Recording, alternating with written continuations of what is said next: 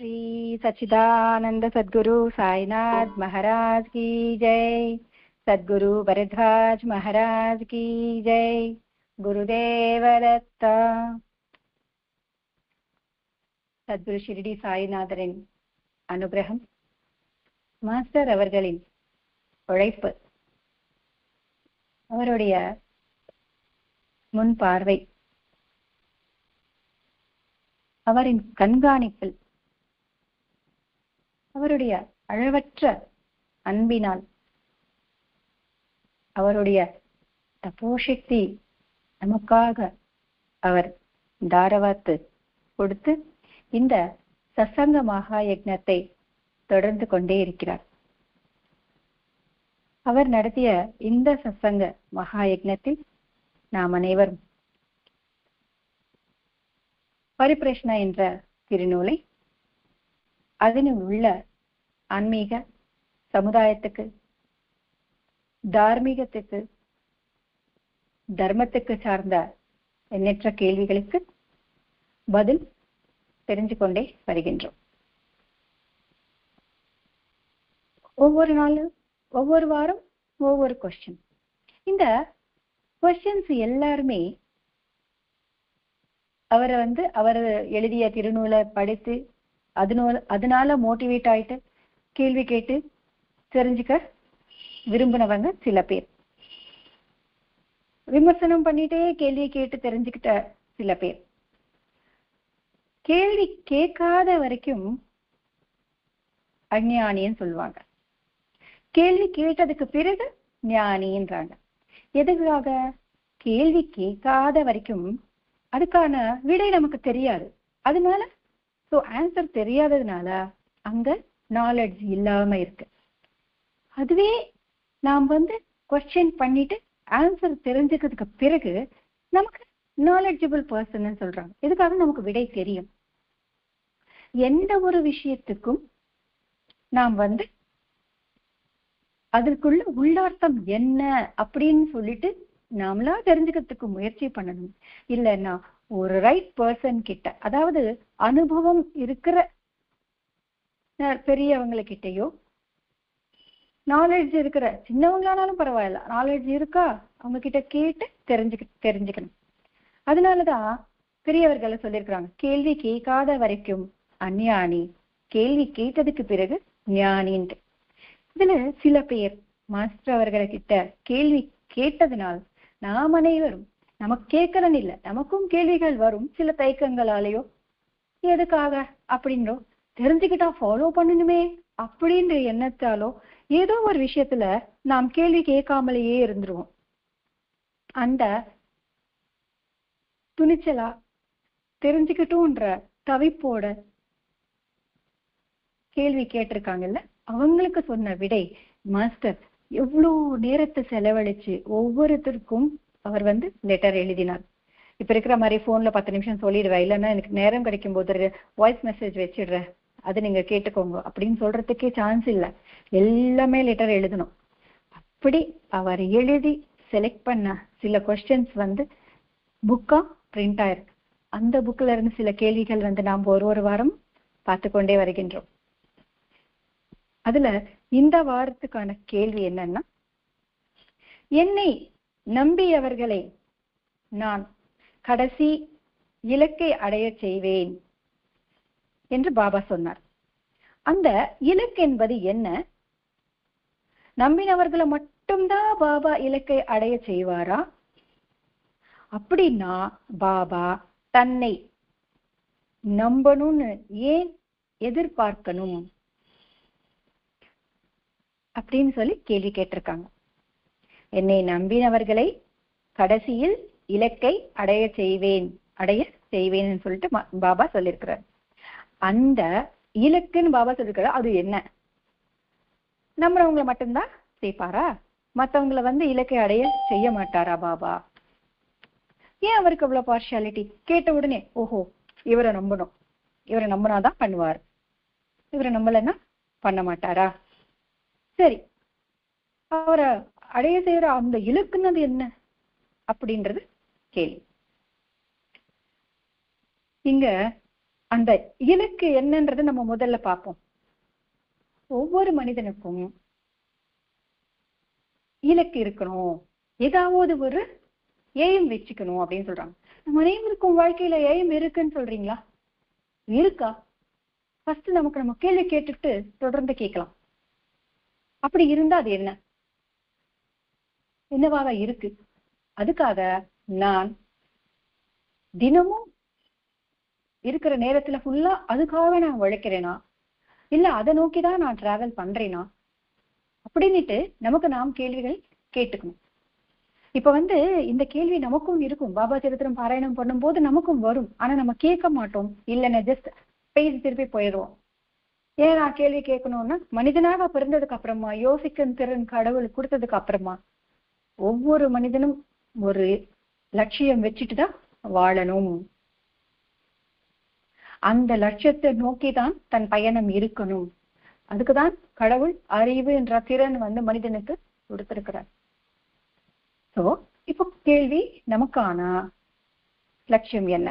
இந்த இலக்குன்னு ஒண்ணு வச்சிருக்கிறோம், நான் அதை அடையணும்னு சொல்லுவோம், அது என்ன அப்படின்னு நம்ம கேள்வி கேட்டுக்கலாம்.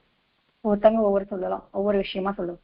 இல்ல நான் நல்ல பணக்காரன் ஆகணும், அதுக்கு என்ன பண்ணணும்? ஃபர்ஸ்ட்ல இருந்து நல்லா படிக்கணும், அதுக்கப்புறமா நல்ல வேலையா பார்த்து அந்த வேலையில ஜாயின் பண்ணணும், காசோட மதிப்பு தெரிஞ்சு அதை எப்படி பயன்படுத்தணும்னு தெரிஞ்சுக்கணும். அது எனக்கு வந்தது நான் இன்னும் ரெண்டு மடங்கு அதிகமா பண்ணணும், இதெல்லாம் யோசிக்கணும் இல்லைங்களா?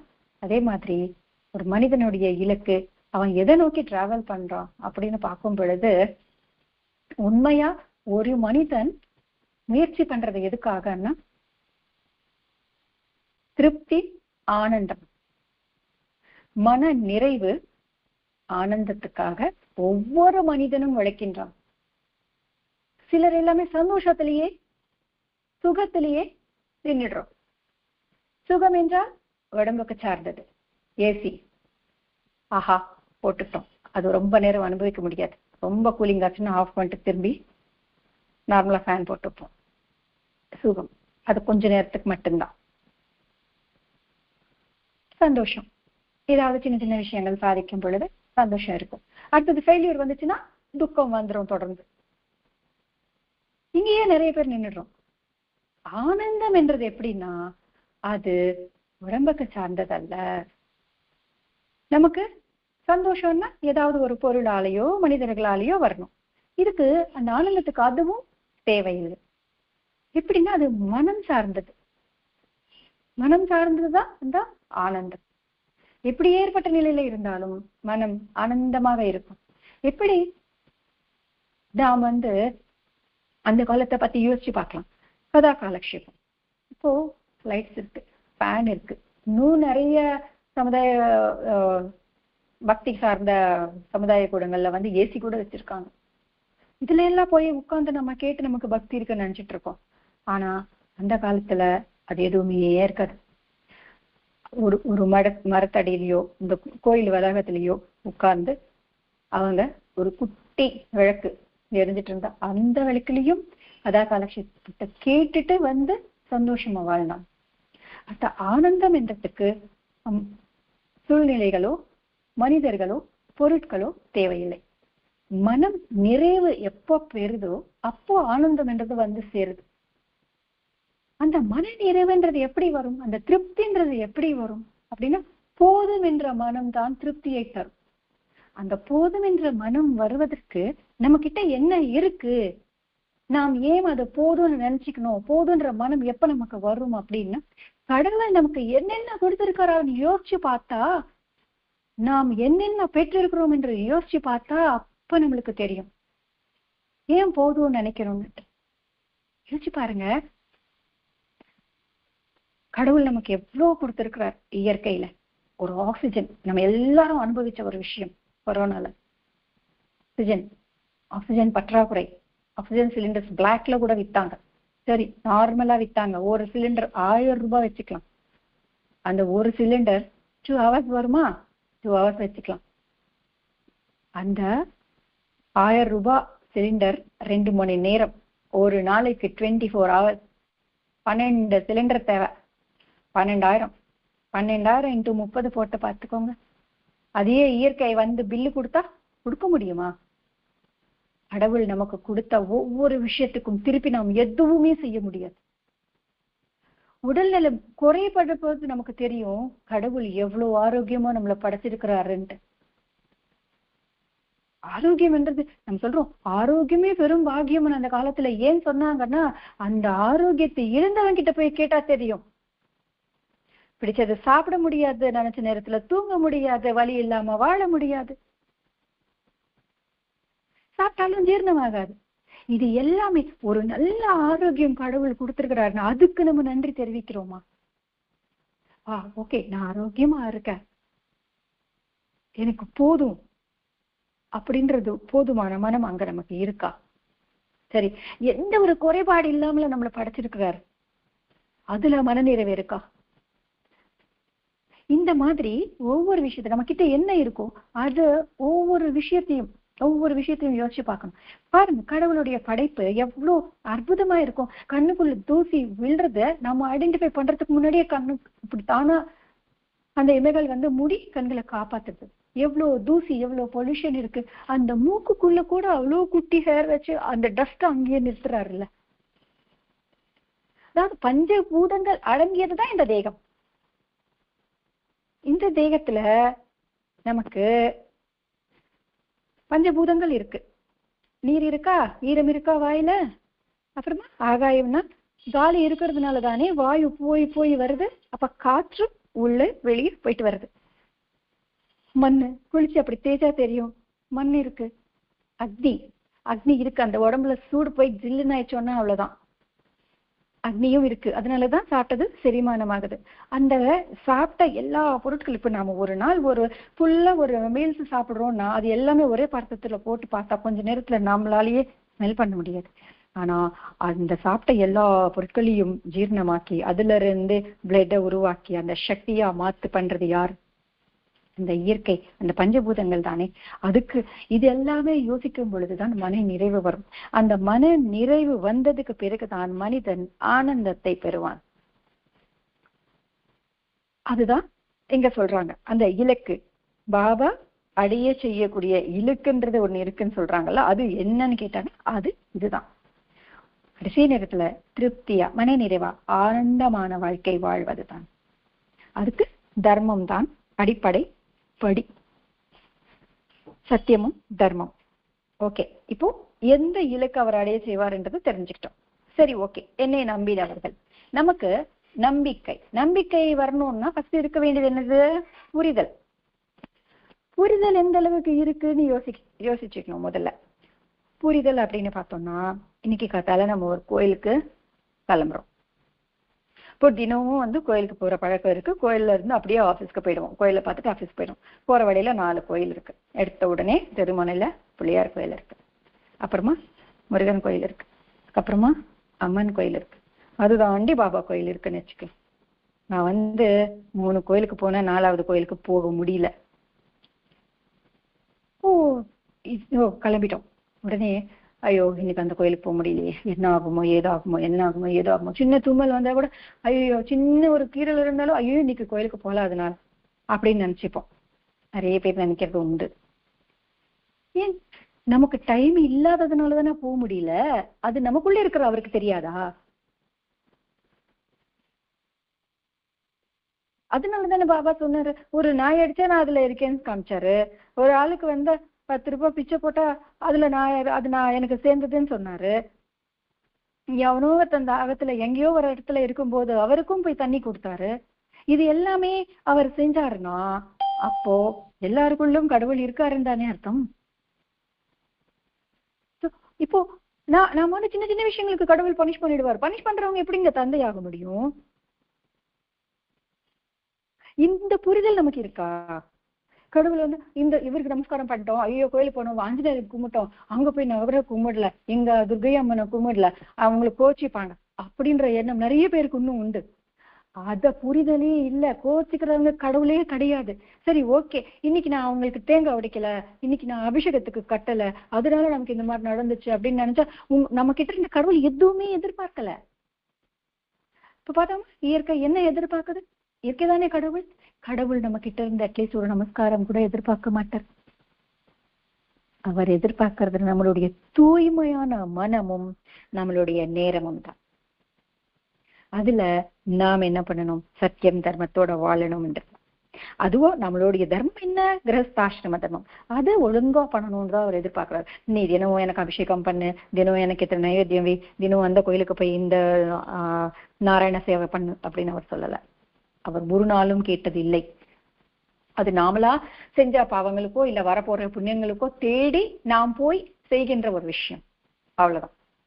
இந்த புரிதல் முதல்ல அவர் மேல வந்துச்சுன்னா, கடவுள் என்றவர் காப்பாற்றுபவர், தண்டிப்பவர் இல்ல அப்படின்ற புரிதல் வந்துச்சுன்னா, ஒருத்தருடைய குணம், அவருடைய தன்மை நமக்கு நல்லா தெரிஞ்சதுன்னா, அப்புறமா வர்றதுதான் நம்பிக்கை. அதுதான் சொல்றார். நம்பிக்கைனா நீ கடவுளுடைய தன்மை மேல புரிதல் வச்சிருக்கியா, அந்த புரிதல் வச்சிருந்தா காப்பாற்றப்படுவ அப்படின்னு சொல்றாங்க. சரி, என்னை நம்பினவங்கன்னு சொல்லிட்டாரே அப்படின்னா, அங்க இன்னொரு விஷயம் நம்ம அண்டர்லைன் பண்ணிக்கணும். அந்த சரித்திரம் வாசிக்கும் பொழுது, சாயி என்றால் 5 அடி தேகம் மட்டும் இல்லை, எல்லா இடத்தில் நிறைஞ்சிருக்கிற சைத்தன்யம் தான்னு சொன்னார். அப்படின்னா என்ன? ஒரு நாய்க்கு ரொட்டி போட்டா எனக்கு சேர்ந்ததுன்னு சொன்னாரு. தீப்பந்தம் வச்சு அடிச்சாலும் என்ன அடிச்சேன்னு சொன்னாங்க. பூனையை அடிச்சாலும் அவருக்கு அந்த தழும்ப காமிச்சாரு. பிச்சைக்காரனுக்கு பிக்ஷை போட்டாலும் இதோ நீ போட்ட நாள் நான் காசுன்னு சொல்லி காமிச்சாரு. எல்லா இடத்திலும் நிறைஞ்சிருக்கிற சைத்தன்யம் தான் சாய். சோ எல்லா இடத்துல நிறைஞ்சிருக்கிற சைத்தன்யம் அப்படின்னாலே அது இயற்கை. ஓகேவா? அது நீ நம்பி வாழு, அத நீ நம்பினால் போதும். சாயி என்ற இந்த தேகம் கிடையாது, கப்னி போட்டுக்கிட்டு தலைப்பக கட்டின்னு உட்கார்ந்துறவருக்கு கிடையவே கிடையாது. அவர் என்ன பூஜையை சொல்லிட்டாரே, என்ன பூஜைக்க சொல்லிட்டாரு அப்படின்னு கிடையாது. அப்படி கிடையாது. அப்படின்னா கிறிஸ்டியானிட்டில ஐ ஆம் த வே, ஐ ஆம் த லைட், ஐ ஆம் த ட்ரூத்ன்னு சொன்னார். அப்போ ஜீசஸ் இதுதான் சத்தியமானதா? ஜீசஸ் தான் எல்லாருக்கும் வழிகாட்டுபவரா? ஜீசஸ் தான் வெளிச்சமா? அப்படி கிடையாது. அவருடைய குணம், அவருடைய தன்மை, அதை புரிஞ்சுக்க சொன்னாங்க. எவன் சேவகனாக இருப்பானோ அவன் தான் நாயகனாக முடியும்னு சொல்றாங்க. எத்தனை பேர் சேவனாக இருக்கிறாங்க இப்போ பாருங்க. புரிதல் இருக்கா? கிறிஸ்டியானிட்டி அப்படின்னு சொல்லிட்டு பிரச்சாரம் பண்ணும்போது புரிதல் இருக்கா? அந்த புரிதல் என்ன? ஜீசஸ் என்ன சொல்லியிருக்காரு? அடுத்த நாள் என்னுடைய உணவு, எனக்கு தங்குமிடம், இது எதை பத்தி யோசிக்காமல் சேவை செய்பவன் தான் உண்மையா என்ன நம்பிய ஒருத்தன் அப்படின்னு கடவுள் சொல்லியிருக்கிறார். இந்த பைபிள்ல சொல்லக்கூடிய தர்மத்தை நீ ஃபாலோ பண்ணலன்னா, அட்ல ஜட்ஜ்மெண்ட் டே நீ எவ்வளவு புண்ணிய காரியம் செஞ்சிருந்தே முன்னாடி நின்னாலும் கடைசி நாள்ல நீ யாரோ எனக்கு தெரியாது போன்னு சொல்றேன்னு சொல்லியிருக்கிறார் ஜீசஸ். சோ இங்க அவரு ஐ ஆம் த வே, ஐ ஆம் த லைட், ஐ ஆம் த ட்ரூத்ன்னு சொன்னது சத்தியத்தை கடைப்பிடி, வழிகாட்டிய மகான்கள் நடந்து காட்டிய வழியில நீ நடந்து காமி, இதுதான் அவர் சொல்றாரு. அதை விட்டுட்டோம், உருவத்தை பிடிச்சுன்னு இருக்கிறோம். அதுக்குதான் பாபா இங்க சொன்னார், சாயி என்றால் இந்த 5 அடி தேகம் கிடையாது, எல்லா இடத்துல நிறைஞ்சிருக்கிற சைத்தன்யம் அப்படின்னுட்டு. சோ அந்த சைத்தன்யத்தை நீ பிலீவ் பண்ணா நீ கடையப்படுவாய் அப்படின்னு சொல்றார். அதுதான் பகவத்கீதையில கிருஷ்ணர் சொன்னதும் இதுதான். சம்சயாத்மா வினஷ்யதே, சம்சயம் கொண்டவன், அதாவது சந்தேகம் கொண்டவன் வினஷ்யத்தேன்னா அழிவன் என்று இல்ல, அஜ்ஞானத்தில் அப்படியே இருந்துருவான் அப்படின்னு சொல்றாரு. ஒரு விஷயத்தை பத்தி புரிதல் இல்லாம அதுல இறங்கணும்னா என்ன கிடைக்கும்? நமக்கு அழிவு தானே. அதுதான் அங்க சொல்றாங்க. இப்போ ஒரு டாக்டர், இப்ப டாக்டர் என்ன சொல்வாரு? முழு நம்பிக்கையோட நான் கொடுத்த மெடிசன் நான் சொன்னபடியா சொன்ன நேரத்துல போட்டுக்கிட்டாதான் உங்களுக்கு குணமாகும் நோய் அப்படின்னு சொன்னா, நம்ம டாக்டர் கிட்ட போயிட்டு அவரை நம்பி மெடிசன் போட்டுவோமா, நம்பாம மெடிசன் போட்டுப்போமா? ஒரு டாக்டரை சூஸ் பண்ணி போறோம்னா நம்பிக்கை தானே. அதுதான் அவர் கேட்கிறாரு, அவ்வளவுதான். இங்க இந்த கேள்வியில நம்ம புரிஞ்சுக்க வேண்டியது அது அந்த ஒரு விஷயம்தான். நம்பாம உண்மையிலேயே நல்ல மெடிசன் எடுத்தாலும் மனம் ஏத்துக்காது. அட்லீஸ்ட் டாக்டர் நம்ம கிட்ட ஃபீஸ் வாங்குவாரு. அட்லீஸ்ட் கடவுள் அது கூட நம்ம கிட்ட எதிர்பார்க்க மாட்டார். உடனே கேட்கலாம், பாபா தட்சிணை கேட்டாருன்னு சொன்னாரு. அவர் கேட்ட தட்சிணை அப்பவே சொல்லிட்டாரு, கவர்மெண்ட் பிரிண்ட் பண்ற காசுகள் கிடையாது, ஸ்ரத்தா சபூரின்னு சொல்லிட்டு. அதுதான் அவர் கேட்டது. ஓகேவா? அவரு நம்ம கிட்ட இருந்து ஃபீஸ் கூட கேட்கறது கிடையாது. ஒரு சரி ஓகே, நான் பூஜைக்கு தேங்காய் பழம் வச்ச, நைவேத்தியம் வச்ச, இவ்வளவு படைச்சேன் அப்படின்னா அந்த தேங்காய் உடைச்சாலும் அது நாம தான் சாப்பிட போறோம், நைவேத்தியம் செஞ்சாலும் அது நாம தான் சாப்பிட போறோம், ஒரு ஊதுவத்தி ஏத்தினாலும் அந்த ஃப்ராக்ரன்ஸ் நாம தான் ஹெல்ப் பண்ண போறோம். இது எல்லாமே இது நம்ம திருப்திக்காக அங்க செய்யறோம். அவரு ஒரு ஒரு காணி பைசா, ஒரு அணா பைசா கூட நம்ம கிட்ட எதிர்பார்க்காம அவர் நமக்கு இயற்கை ரூபத்துல இவ்வளோ சேவை செஞ்சுட்டு இருக்காரு இல்லைங்களா? அவ்வளோ செய்றாரே நமக்காக அப்படின்னு வர்றதுதான் காதல், அன்பு. அததான் நம்பிக்கைன்னு சொல்றாங்க. அவர் மேல அந்த அன்பு வந்ததுக்கு அப்புறம் உன் மனதுல வர்றதுதான் நம்பிக்கை என்று சொல்றாங்க. அந்த அன்பும் அந்த காதலும் அவர் மேல இருந்தாதானே அவர் சொல்றது நாம செய்வோம். அப்பதானே அந்த இலக்குன்றது அடைய முடியும். இங்க இலக்கென்றால் நான் திருப்பி சொல்றேன், அளவற்ற திருப்தி, மன நிறைவு, அமைதி, ஆனந்தம். இதுதான் அமைதி, அமைதி, அமைதி, அமைதி. அதுக்காக தேடுறோம்ல, இதுதான் இலக்கு. ஒவ்வொரு மனிதனும் ஒவ்வொரு நாளும் உழைக்கிறது, ஒவ்வொரு நொடியும் உழைக்கிறது இதுக்காக தான். அப்படியே கடவுள் அந்த திருப்தியும் அந்த அமைதியும் ஆனந்தத்தையும் தான் நாம் கடவுள் என்று சொல்றோம். கடவுளை இப்போ ஒரு டாக்டரை நம்ப முடியாத ஒரு உடலுக்கு எந்த ஒரு நிலை கிடைக்குமோ, பகவானை நம்ப முடியாதவங்களுக்கும் அவங்களுடைய ஆத்மாவுக்கும் அதே நிலைதான் கிடைக்கும் அப்படின்னு மாஸ்டர் சொல்ற.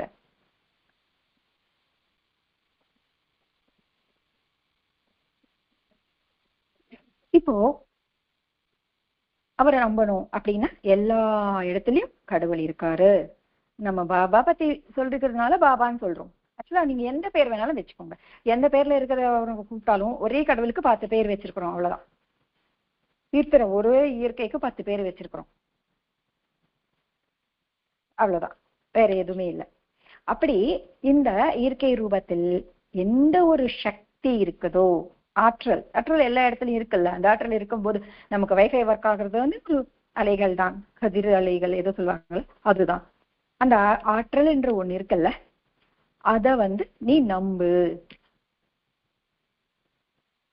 அதுக்காக தான் பாபா எல்லா இடத்துலயும் நான் இருக்கேன்னு சொல்லிட்டு நமக்கு நிதர்சனம் கொடுத்திருக்கிறார்.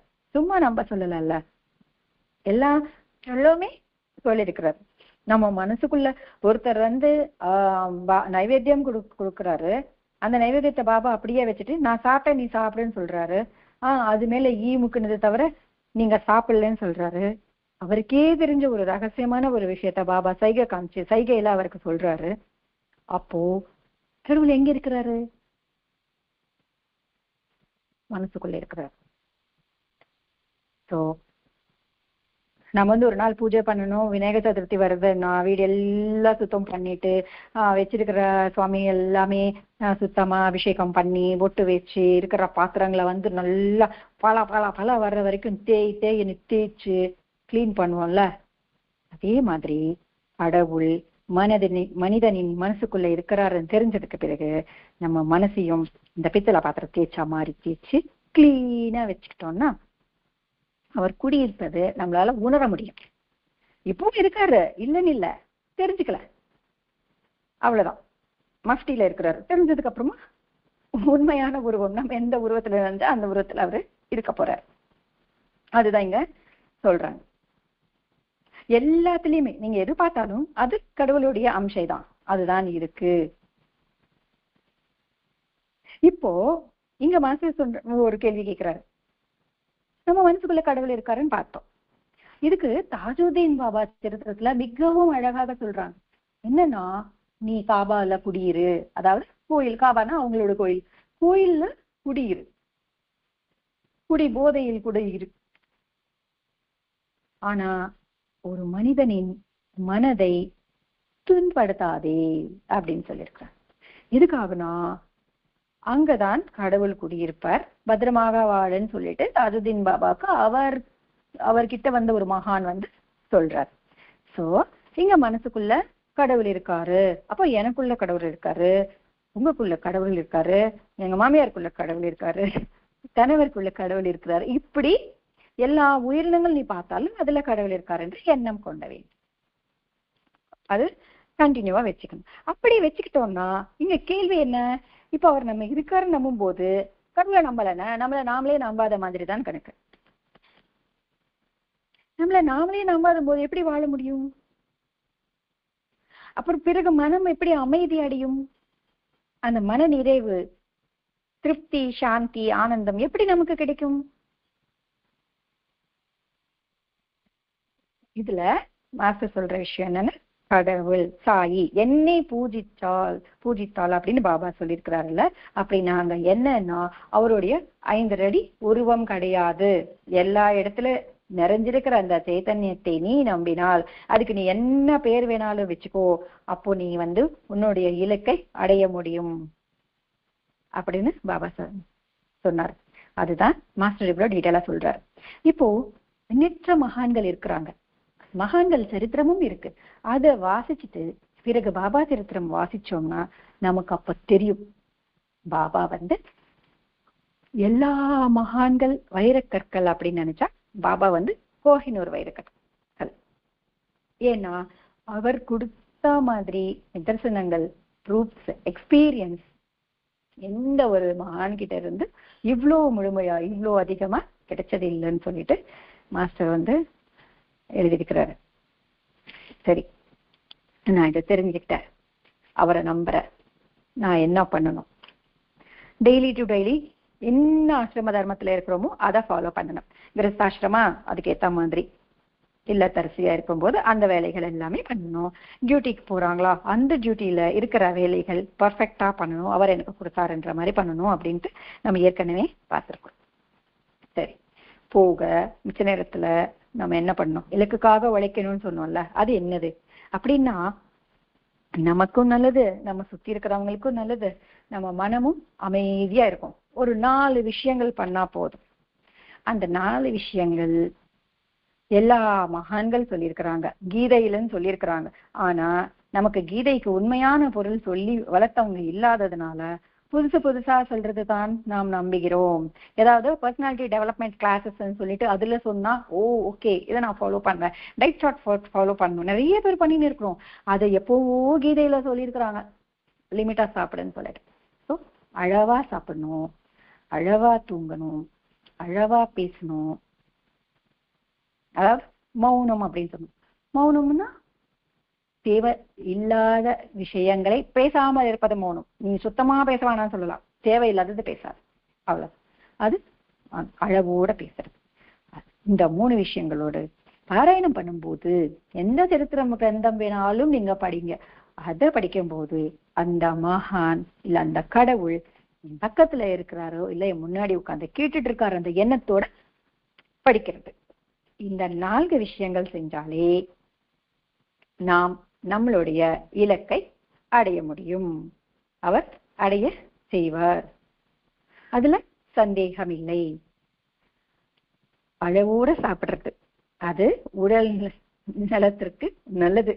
அது ஆரோக்கியம் இழந்தவங்க கிட்ட போய் கேட்டா ரொம்ப நல்லா எக்ஸ்பிளைன் பண்ணுவாங்க.